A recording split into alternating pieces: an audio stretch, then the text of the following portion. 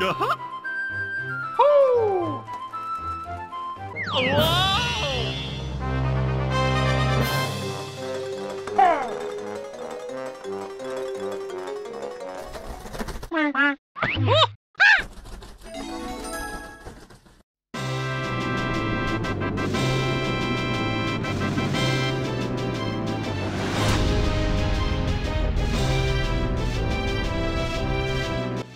Hey, what's going on? Welcome to episode 34 of an ongoing series, where we basically take the camera anywhere we want, and we try to find secrets and new discoveries to some of our favorite games. This episode, we got SwankyBox on deck, great YouTuber, loves Banjo Kazooie, much like myself, so it's a perfect fit for a collaboration. And with that said, let's get going.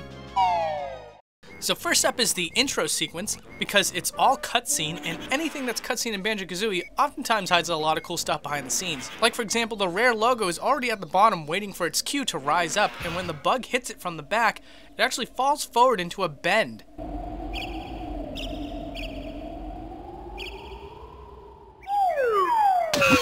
Did you catch that? I wouldn't have blamed you if you didn't. So in the first 3 seconds of this opening cutscene, you can actually see the 2 bulls that play out later in the scene. But once those 3 seconds are up, they're gone, and you can't find them anywhere on this map until they're queued in. And then for some reason after that, when Tootie starts playing her flute for the first time, you can see Xylophone Mumbo hanging in the air, which isn't even the first Mumbo that you see when he finally appears. And speaking of the xylophone, it actually goes through a weird journey itself. When Banjo kicks it out of Mumbo's way, you can see that it hangs in the corner for a little while, and it shrinks down. And then later at a shot, it zooms back out to Banjo's left-hand side, only to disappear again.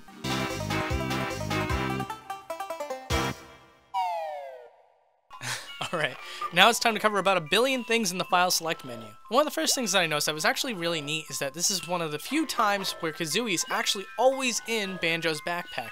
In-game, whenever she has to come out of Banjo's backpack, that's the only time that you see her. However, in the file select menu, she's always in Banjo's backpack.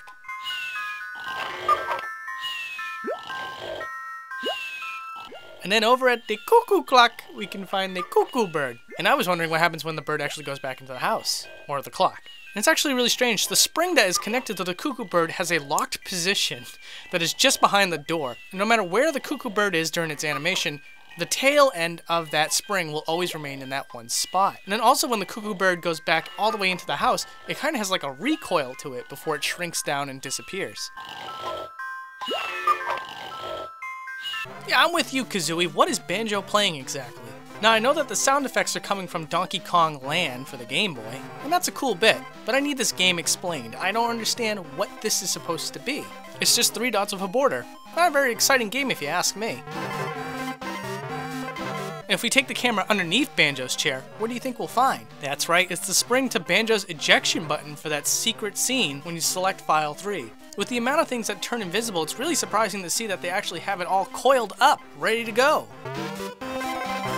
Whoa! By the way, this is where Banjo goes when you do activate that secret animation.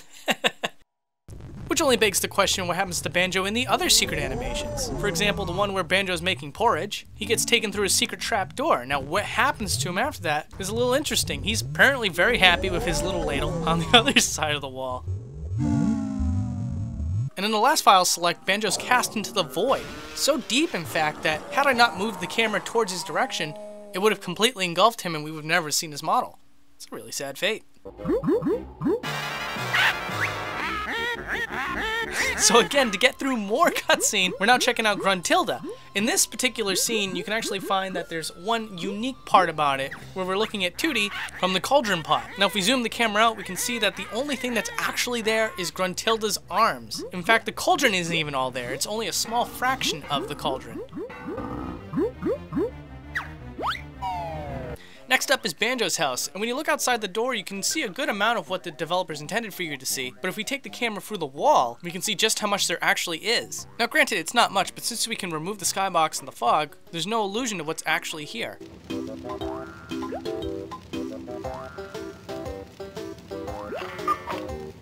Alright, we finally made it outside. And as you know, the first person that you actually see when you leave Banjo's house for the first time is Bottles. One of the things I always notice is that you can see Bottles' real eyes behind his spectacles, but it's kind of hard to get a good look at him. So we take Magic Camera through the glasses, and we're able to see what his actual eyes look like. Looks like Bottles has seen some stuff. So here's one that I find particularly interesting. In Spiral Mountain, if you go directly underneath the mountain itself, you'll find a unique texture for ropes. It's not even the same ropes that are connected to the bridge that go into Gruntilda's lair. Now, it's hard to speculate exactly what it was meant for, whether it be for the bridge that connected to Gruntilda's lair, or the bridge that connects the mainland to the Spiral Mountain itself. And now we're looking at Sir Slush. Now you could always see what Sir Slush's head looked like because of the animation that he has, where he bounces up and down, and so does his hat. However, it's always been really hard to get a good look at Sir Slush's head, so if we take the camera through the hat, there's actually plenty of space to take a look at what the rest of his head actually looks like, without the chaos of a snowball being thrown at you.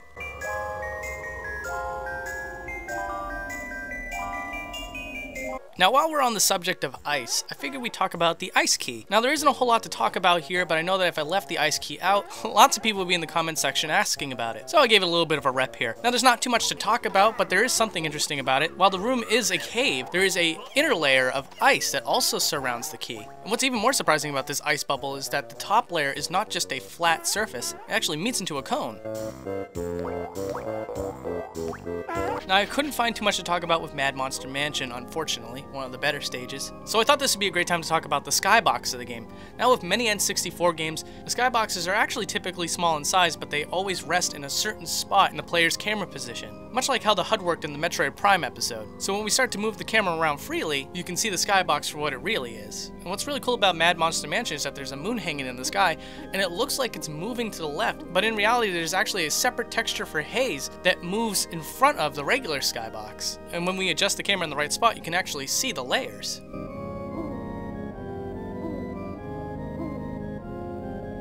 Next up is the sandcastle, or the cheat room, depending on how you want to look at it. And if we take the camera below the sandcastle, you can find a layer of water. Now that's easy enough to explain. When you don't drain the water for the sandcastle, this layer of water rises up. And when you patch the bucket with Kazooie's eggs, the water level goes down underneath the map. But there's two things that I have a harder time explaining. One is this odd wood texture that it looks like it was meant to go over the entrance. And the other is when the water level is raised, there's two patches of water below.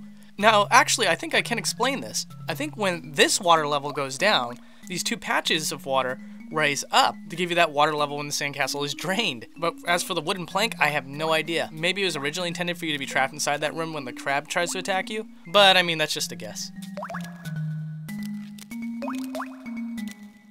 Another map involving layers is inside of Clanker. It's hard to understand what exactly Clanker is, since he seems to have flesh, but he also seems to be composed of metal, and nothing shows that off better than here. See, when we take the camera outside the metal grating, you can see the entire room, if you want to call it that represents the innards of Clanker. And the last thing that I want to show off before I pass it over to my friend SwankyBox is a zoom out of Gruntilda's trivia board game. How no one's made a physical Gruntilda board game yet? I have no idea, but someone's got to get on that. Anyway, SwankyBox, if you don't mind. Thanks for having me on the show, Shesez. I'm an absolute Banjo Kazooie fanatic, so I'm really excited to be a part of this, and I've explored this game top to bottom many times. There are a few interesting things that I found that I'd love to share. Starting off, this rock that appears at the end of the game after Gruntilda gets crushed, I always wondered if she was actually underneath it. We take the camera and we actually go and dive below the floor, below the ground, we can actually see that she is not underneath it. In the ending sequence of the game, when Gruntilda falls into the ground, we can actually see something different than when we go back to the rock. You can actually see the outline of Gruntilda kind of clipping through the rock a bit. And I found it interesting because this is the only time you could actually see any kind of indication of her being down there, as this outline that she punched through the ground with is no longer there when you go back to the rock. Something else I thought was neat, in Banjo-Tooie in Gruntilda's lair, you can actually see that the portrait at the beginning has a room behind it. However, in Banjo Kazooie, the first game, there isn't a room behind this portrait, it's just a wall. I always wondered if there was actually a room behind it when I was younger, when I played through these games, but now actually having the methodology to check it, it's kind of interesting. And of course, there's also the portrait upstairs at the top of the tower. This one's interesting too because, as you can see, there's kind of like a layer beneath it. So when you fill this in with the jiggies, you can actually still see the jiggy outlines if you remove that top layer of the portrait. And you can kind of see this kind of interesting background behind it. In the same area, and if you've seen my Nintendo 64 Mysteries video, there's this door that has a path behind it, which I'm actually pretty sure is from a cutscene in the game. But also in this same area, there's also some debris, or something, some kind of rocks or something below the floor. And I always thought these were kind of interesting. I was looking around them, they kind of look like bricks or small miniature buildings. They seem to have like doorways, or to me this kind of looks like a small tent or a building, which I thought was kind of neat. Now, of all the areas in Banjo Kazooie, Rusty Bucket Bay was probably my least favorite. I did, however, really like the buildings in this level.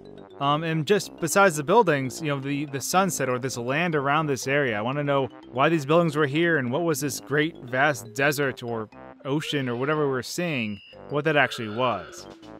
I did really like the interior of the ship though.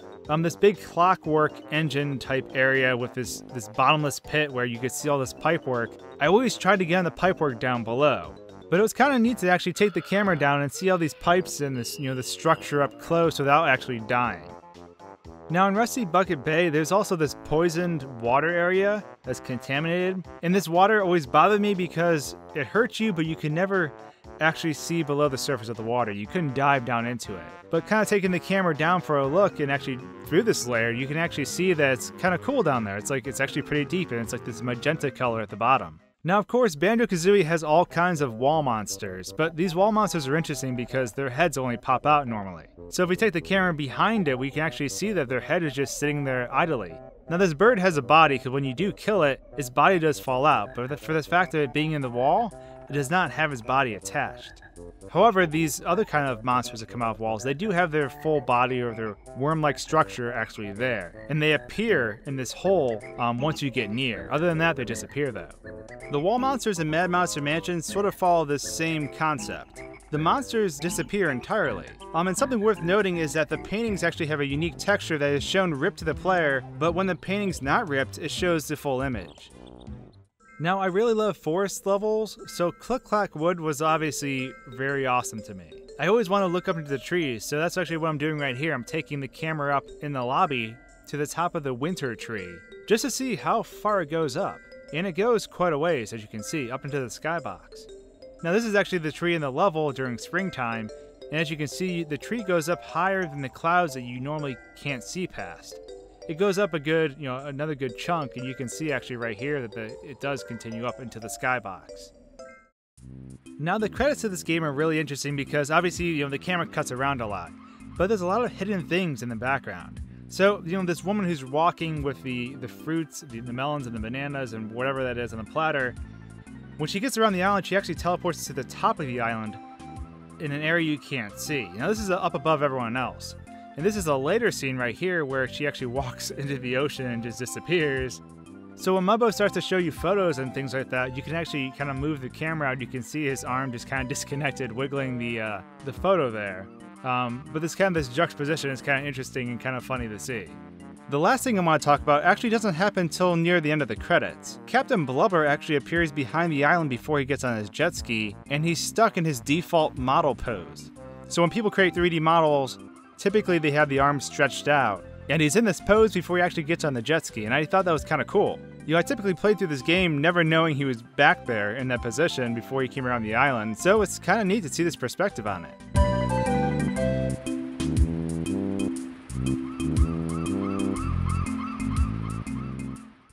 Guys, thank you so much for watching. SwankyBox, thank you so much for being a part of the show. Michael Chin, thank you so much for animating this episode. Originally did an outro with him, couldn't use it. Sorry to say, buddy. I'll get you into an outro next time. Sorry. But guess what, guys? You helped me out, and you got to a goal that allowed all of the internet to see Pat's face, which is amazing to me that it happened this quickly. I never imagined it ever to happen that quickly. But I'm a man of my word, and Pat didn't even know this was happening until just now. But Pat, if you want to come over here real quick. Literally, like 2 minutes ago, I was made aware of this. I should have checked the Patreon. I probably should have made that goal after I asked Pat. But yeah, Pat, come on over here. Oh, God. Make You're all lucky. Your internet debut.